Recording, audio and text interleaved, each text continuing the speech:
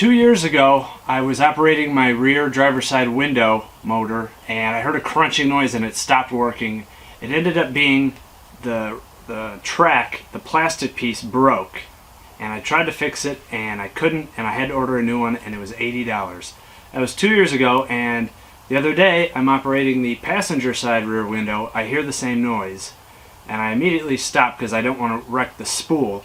But if you can believe it, the same part on the top broke. This plastic piece, it's a cheap design, and this plastic piece broke. Luckily, it didn't completely break. I still have the clip on the back, and it's only cracked. I think I can put a bolt through and save it so I don't have to try to make a new part, which I tried 2 years ago and failed. And hopefully I don't have to order a complete $80 regulator, because they don't sell this piece.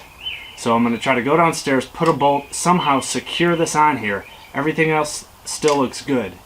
But it's a cheap design by GM, and it breaks when it gets cold in the winter here, so hopefully I can fix it. So here's what I have, and here's what I'm going to try to do. This part takes a lot of torque, and this is what pops out just like that. And you can see that it's broken. It's a pain to get this thing back in.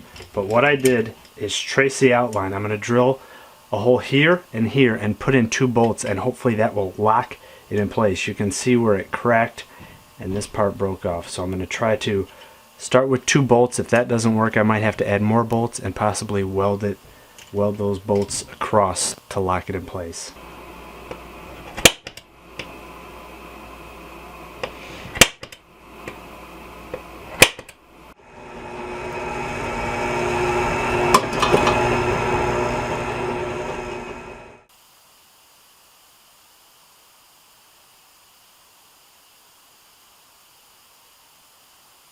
Well, here's what I ended up with. I put 4 bolts around the outside perimeter of this piece of plastic, locking it in there. There was still one little flange of plastic on the back, so that would kind of hold it in place, and the body of the plastic held it in place.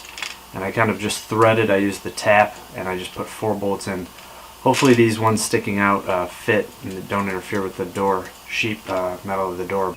Well, I just hooked the regulator track back up, bolted it all in. I haven't hooked the window back up, but I tested it to see if it works, and the switch is right here on the door, and you can see that it's traveling up and down.